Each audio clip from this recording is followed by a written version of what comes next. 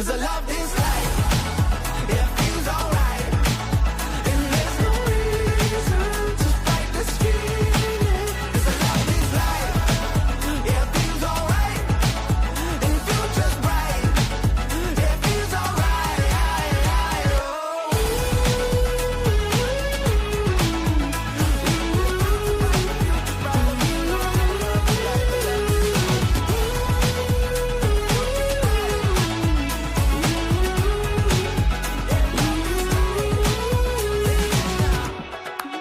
yeah, love this life.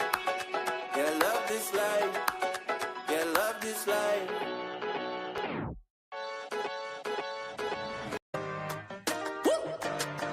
Yeah.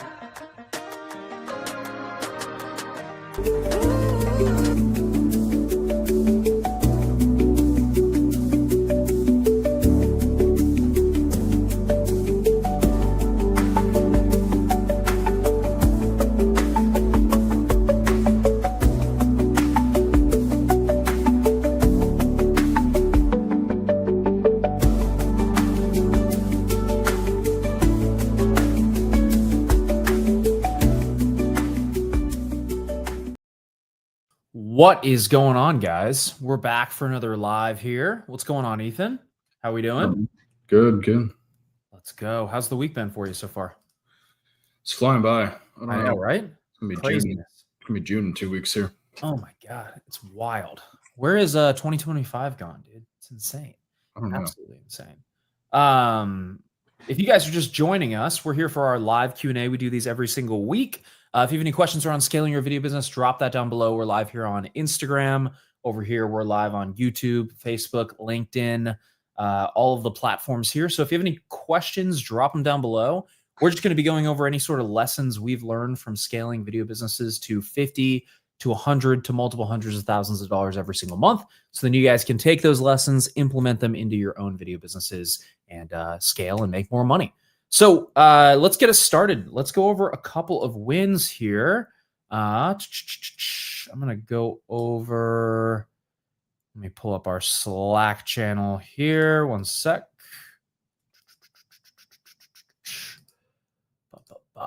Cool. Wins channel. Justin Cox said he pulled the trigger on 2 new part-time hires, one solely for video and one to organize past work into a long-term series. And they said that, Ethan, you were the big shout out to you for pragmatic advice on how to do that. What did you tell Justin specifically? What were some of the things that you gave him as far as tips?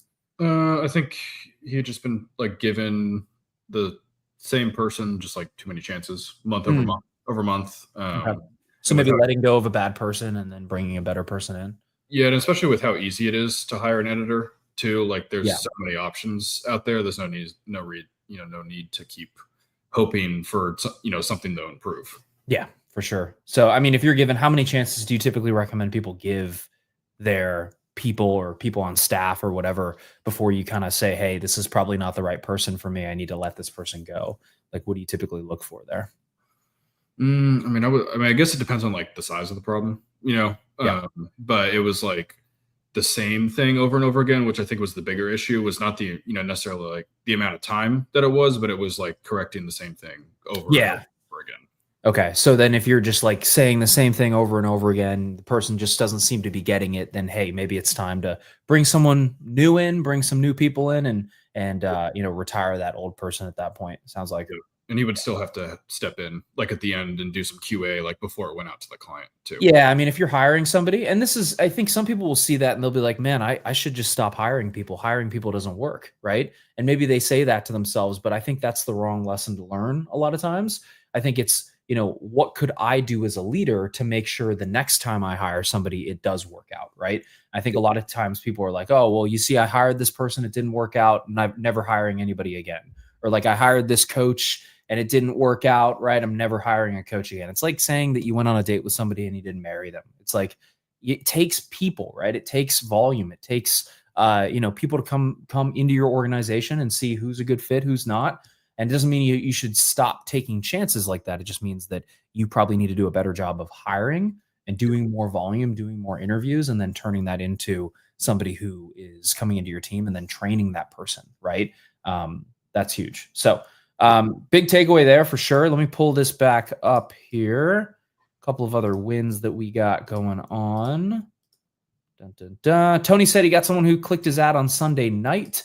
He's been following up with phone calls with them, and he ended up booking them in on a game plan call from one of the automated text reminders that we have set up in his CRM. And then he got into the office at 8:30 this morning, and somebody clicked his ad at 7:30. He called them and then ended up booking them on a strategy session next week, straight from ads, which is huge. And I think Justin closed 7,500 in just the past 2 weeks from the sales and testimonial stuff that we talked about, which is huge. Couple of other big wins. I know Max and Gage. Let me see where they're at right now. I think we're doing a case study with them soon, but they are at, I believe, let me see if I can find it here. Yeah, 556K since joining with us. And then we're working on getting to that first $1 million with them, which is going to be absolutely huge, which I love. And they've just been, I think I talked to Hakeem about this earlier, but I was like, he's like, man, what are they doing that's just absolutely crushing it? And I was like, every single time I give them a piece of feedback or a piece of advice, they take that and they implement it immediately, right? And like we were talking about their client journey the other day, it's like they just take the feedback and implement it instantaneously. I think that's what makes people really successful, Well, and before they closed their first big deal with us, they were about to like uproot all their ads, and you were like, no, wait it out. Yep. Wait a day. Yep. And then he ended up closing like 72K the next day. I love that story, man. I love it. It's such a good story. And I think like a lot of people, they're slow, you know what I mean? And like not slow as far as like their brain capacity, but more so slow in the fact that like when someone tells them to do something like, yeah, I'll get that done next week. It's like, no, you need to get that done today. And the people who are crushing it and scaling and growing their business, like there has to be like a certain level of like speed and a certain level of like hype and a certain level of like urgency to the actions, right? Because if you're trying to scale to 50K a month and you normally do 50K in a year, you basically have to take everything you did in a year and compress it into a month, right? Or have better systems so you can compress that time, right? If you want to do 100K in a month, you got to take, and you do 100K in a year, you got to take all the problems and things that you're doing from a year and compress it into a month. And I think for some people, they're like, oh my God, like my problems are getting bigger and these things are getting bigger. It's like, yeah, you're compressing a year's worth of time and projects into 1 month. And that you do that by hiring more people. You do that by hiring more staff, getting leverage, right? But I think sometimes people, they see a problem come up and they're like, you know what, I'll do that next week. It's like, dude, you're not going to scale. Like you have to be quick about it. You know what I mean? Yep. Yeah. And I think a lot of times, like even with decision making, people are like, you know what, I'll make the decision, next week or whatever. It's like sometimes you and I are faced with the decisions in the business where we're like, we have to make a decision like in the next hour or like in the next 10 minutes. It's like, I can't wait till the end of the week. And there's been multiple times where Rosie said, I think it was this morning or something. You said like something to the effect of like, by the time you have all the information to like, make the perfect quote unquote decision, it's probably too late. Yeah. You can't wait for the perfect time or to have all the information because like you said, it is too late. It's like you have to make a decision. And this is what I think is hard about running a business sometimes. You have to make a decision based on incomplete data, right? And like you're never going to have all of the information in front of you. You have to make decisions based on what you have in front of you and then make those decisions and make the best shot. And sometimes those decisions are going to work out and sometimes they're not. And that's just the reality of the situation. But not making a decision is a decision in and of itself as well, because you're choosing to stall, right? And I think I see this with a lot of inexperienced business owners where they're like, they just choose to stall and they think that's not a decision when in reality it 100% is a decision, Yep. And you may never get all the information that you're looking for to make the decision. Yeah, exactly. I know I see a bunch of you guys on here. Drop some comments down below. What do you have questions around? What do you guys need help with? How can we help? What are the big bottlenecks for your business right now? And drop a comment down below. Let us know what those things are. Otherwise, we're just going to keep rambling and going on and on. And we want to customize this training to you guys and how we can help you guys. So, but yeah, the decision-making is a big part of it. And I think the willingness to take risks is a really big part of it as well, right? Because if you're going to be a business owner, you have to take risks, right? You have to change things up. You got to try new things. And The people who are scared of that risk typically just don't grow, right? They stay in the same position and, they don't grow from there. It's like Max and Gage are a perfect example. It's like they have to take a percentage of the profit that they make every month, doing 50, 60K a month right now, and basically reinvest that back into ads to get more clients, to get to 70K a month, 80 grand a month, 100K a month, right? 200K a month. They have to take that money and reinvest it back in. And I think sometimes when people hit a certain level, they're like, you know what? I'm good. I'm not going to make any more money. And then they just kind of plateau out from there. You know what I mean? Yep. Yeah, exactly. Or like if you put out new ads, it could totally flop, but you have to take the bet. right. And then I see also some people put out new ads and then they don't work. And they're like, man, it didn't work. It's like, well, how many ads did you test? It's like, I tested 2. It's like, okay, well, you have to test like multiple versions. Not every single ad's going to work. And then you take the top winners or people, the ones that are working, and then you make variations of it, right? I was talking to like Matt Stone yesterday. He's crushing it. Already booked 2 calls from his ads for the medical practices that he's working with in his video business. But like he had 5 ads and 3 of them didn't work and 2 of them booked the calls. So he cut the 3 that didn't work. And then he's like, how can I make more variations of the one that's already worked? Right. And that's something that we help him with as far as the thing. Right. So, it's like the hiring dating analogy you made. Yeah. You can't just go on one date and decide, hey, I'm done. I'm not going to do it anymore. Yeah.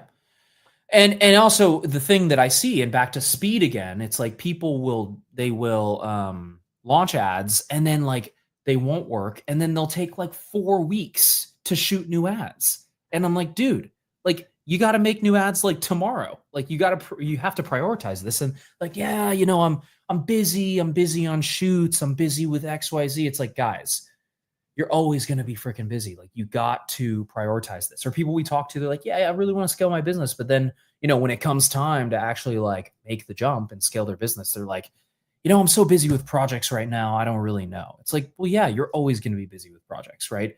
But like, you can't use that as an excuse because you're going to end up 2 or 3 years down the line and be like, oh, still busy with projects. It's like, yeah, but your revenue and the amount of money you've actually been making has not grown. So like something is not working there. Right. Yep. Mace says, I've been chatting with Hakeem for about 6 weeks, getting some finances in order to move forward. I think I'm going to sign on next week when I have some checks land. Yeah, Mace, we love it, dude. I mean, just be ready to put in the work and put in the time is what I would tell you, is like, be ready to go all in on yourself because this is as much a business journey as like a personal journey. And I think a lot of times people don't realize that. It's like, we're going to change the way you think. We're going to change the way you do things. Like we're going to rewire your entire system. And like everybody in, my position, your position, anybody in life is just in the specific position they're in because of the decisions that they make or the way they operate and make decisions, right? So you have to break those beliefs, change the way you do things in order to get different results at the end of the day, right? So how fast can I get up and rolling if I push hard at the start? 3 to 4 weeks, I'd say. 3 to 4 weeks is our timeline. Now, do we have some people who come in and take longer? For sure. But we're going to push our clients to hit that 3 to 4 week timeline. But typically 3 to 4 weeks is typically our checklist that we have. We actually build you guys a custom Monday.com checklist that has everything that you need to be doing, working with us in that time frame. You just have to get out there and work with us and meet us in the middle and do it, essentially. So hopefully that makes sense. Mike, DesignWorks Media, at what point or metric should one consider making a new ad? So depends on the KPI, right? So if you know your cost per lead or cost per call, let's say cost per lead, let's say your average cost per lead is $50, right? And then you launch a new ad, and this new ad spends 2 to 3x KPI, which would be like $100 to $150. If it spends 2 to 3x KPI and you can consistently get a lead at $50, then it's time to make a new ad. But before then, you want to look at what your cost per click and CTR are, right? So like cost per click is going to be needs to be between like $2 and $6 range, right? And then your CTR needs to be at least above 1%. If you have those metrics and you haven't reached 2 to 3x KPI, we should leave the ads, let them run up to that metric, and then decide from there, once they reach that metric, if we need to change or make changes from there. So hopefully that makes sense. What else, Ethan? What topics do you have? I need to take a drink of water, man. Too much. I know we talked about follow up last week, but something that's been coming up is like stuff before the call. You know, Mm. like, are we, like confirming the call, doing a triage call, qualifying people?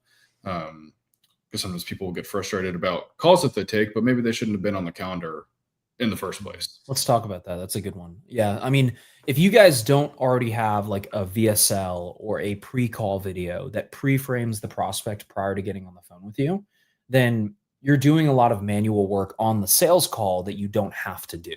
Right. And like we create videos as video providers. So it's like we should have a video that somebody watches prior to them hopping on a sales call with us. So like, and this is something we teach to our clients is having a VSL, right? So have a 5 to 10 minute video, and we give our full clients the full script for this. If you're not a client, obviously I have to respect our clients and not give you that script, but it's a script that basically goes through what it is that you do, how you're different, conquers any sort of objections or potential objections that the client might have before hopping on the phone with you. So then you can get in front of those objections and not have to tackle all of those on the sales call. You know what I mean? Yep, exactly. I was talking to Josh Anchorman, I believe is his last name, yesterday. And he was like, man, I really hate sales. And Mike, I think you were on this call as well, DesignWorks. But I was like, you know what you probably hate? You hate the sales when someone hops on a call with you and says, sell me on what you do. Like everybody hates that sales. It sucks. It's terrible.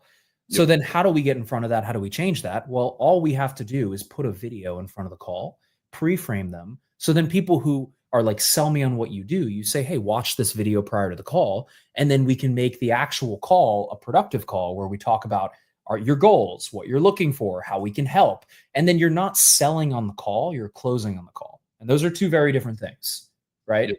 And having an inbound system versus doing a bunch of outbound. Drive an ad to a VSL with a scheduler. Someone schedules a call with you. They watch the VSL. They're what we call pre-framed, which means you're basically teaching them how to think about what it is that you do prior to them getting on the phone with you. That's what we call pre-framing, right? What you don't want to do is just book random calls with people and then they hop on the phone with you and they're like, what is it that you do? Like, tell me about your service. How does it work? Right? Because then you're just burning all this time that you could have just put into a video, and had them just watch the video prior to the call, right?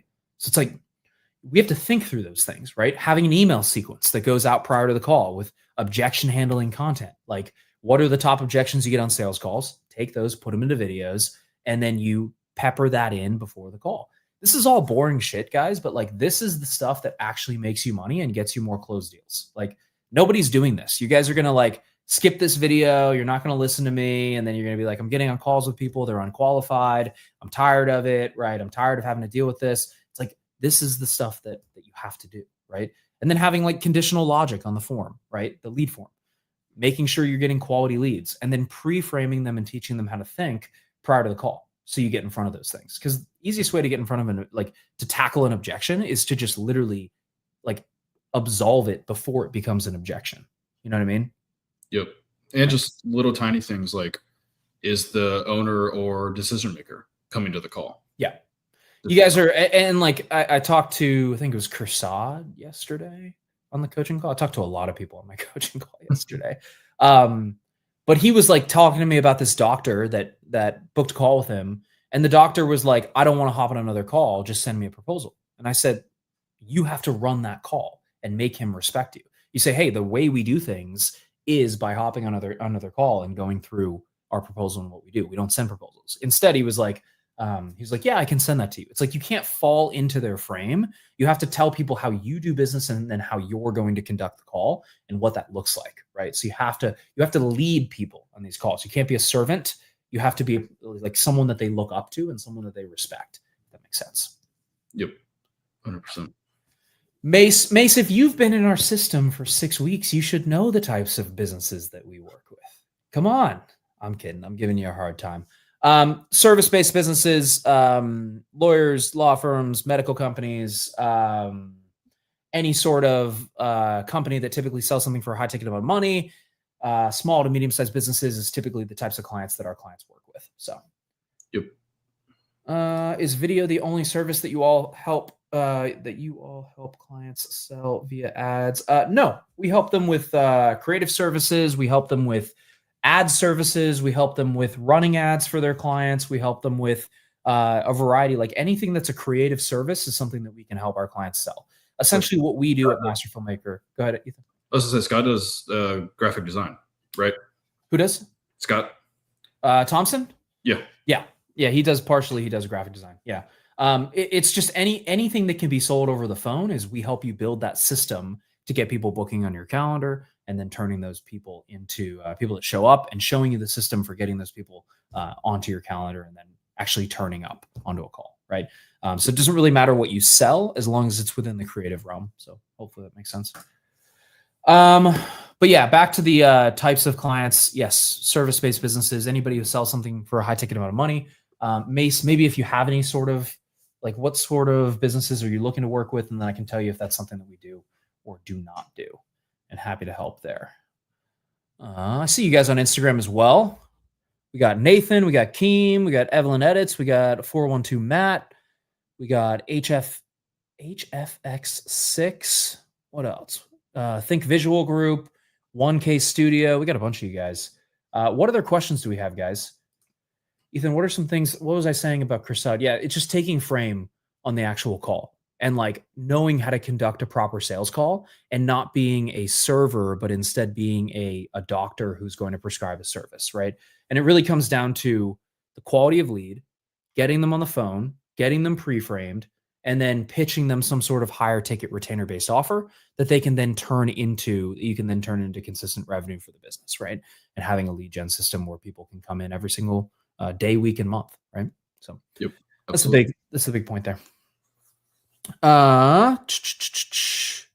Let me see here. Check my comments. Cool. What other questions do we have? I'm gonna go through some stuff I got on the coaching call. I'm just pulling up my notes here. Anything that comes to mind for you, Ethan?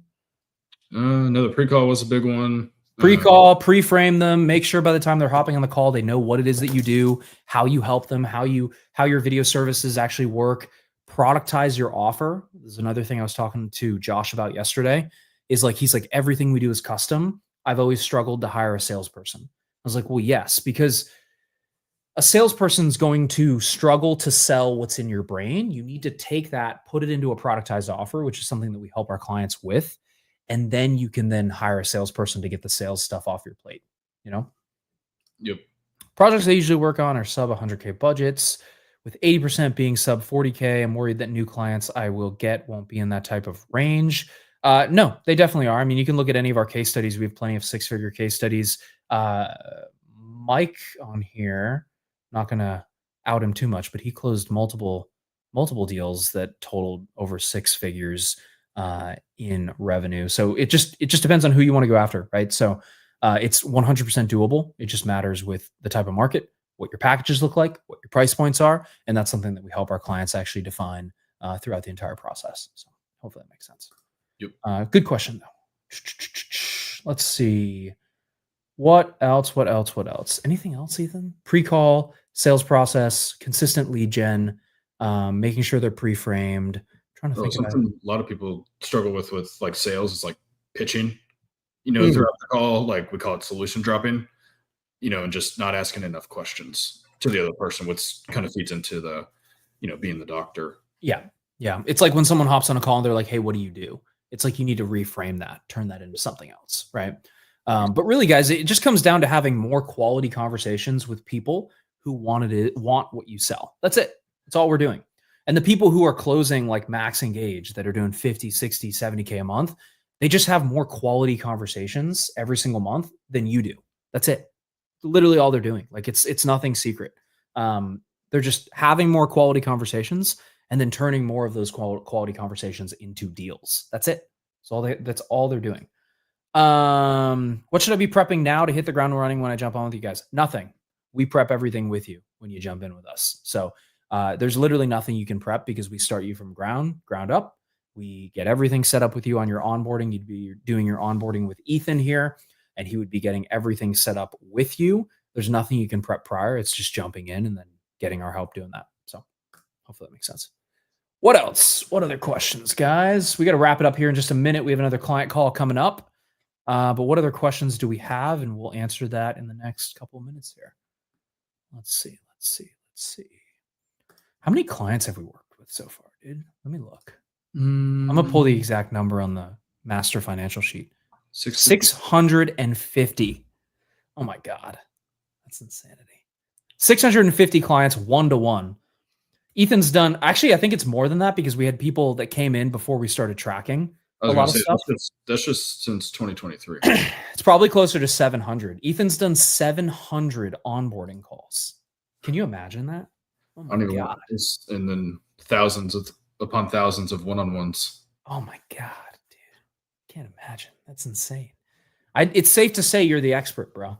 You're the expert more than me. If you guys want to know how to onboard your clients, hit me up. How do you onboard a client? Let's talk about it. Onboard clients. So first thing, so like with us, biggest things, kind of go through background, see who they've worked with, different businesses. And then main thing is identify a niche, like what direction do we want to go in? And then also is that a direction that you want to go in? Like, hey, I've worked with a lot of dentists, but I absolutely hate it. So I want to pivot. And then next thing from there is we will start working on an offer. And then really the main thing is, going back to past clients too, once we have an offer. But then, also onboarding call, like we were just talking about, we'll get all the Monday set up, get Slack channel set up, get you integrated with all the admin side of things, get all your accounts set up, and then we'll be off to the races. Yeah.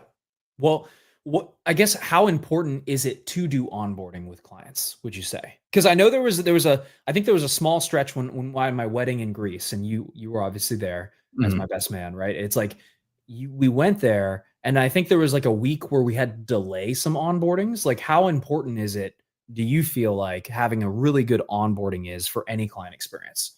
Oh, it's non-negotiable because you're just, cutting people loose into this brand new Monday board. You may not have even used Monday before. Yep. And they have no idea where to start. Same thing with your, clients too. Like, you've got to set a schedule, set expectations for everything. I think the biggest thing is just setting expectations, because I think a lot of people are like, they onboard a new video client and they're like, cool, that's it, right? But the client just paid you all this money. They're extremely nervous. They don't know what's next, right? So having a really strong onboarding is one of the biggest things we've seen to getting that client to pay you again later down the line, right? If you want that client to renew, you need to kick that onboarding meeting off extremely strong. So they're like, okay, great. If this is the start of the relationship, these are my expectations. These are your expectations. I understand what I need to be doing. And it's very smooth from there, right? And a lot of people don't map out their client journey, which is one of the things we help our clients with as well, is just mapping out, like, first thing we do is onboarding. Then we do the scripting. Then we do this. It's like, what are the steps to your process? And how do you actually tackle those things? You know what I mean? I think and seeing the roadmap forward too is helpful. Yeah. And a lot of you guys also don't have a roadmap for your clients. And if you want to learn how we do the roadmap, reach out to us and we can show you a couple of things on that. But you have to make sure you have a roadmap and you have a clear-cut way of getting these types of clients to the finish line, right? And I think a lot of people neglect that, and they don't really think about that when it comes to the client journey. You know what I mean? Yep. No, 100%. You got to see the light at the end of the tunnel. Yeah. Yep. So, cool, guys. What other questions do you have? Otherwise, we got to jump. We have a client coaching call that we got to jump on, and we'll see you guys in the next one here. We'll give it like 10 seconds. If there's no more questions, we're going to wrap it up. Let's see. There we go. The music's coming in. Do you find that clients are dominating a local market or seeing success regionally or nationally? Both. So one of our clients, Max, that's doing about 50K, 60K a month right now, which I'm going to try to do. I think I'm doing their case study later today or tomorrow. They started in just local, in their local region, and then they started to expand into other states beyond that as they found success in that local region, right? We've also had clients who just start nationally that crush nationally. As long as the offer can scale to the national level, it's completely fine to go national. It doesn't really matter. The only difference is your TAM.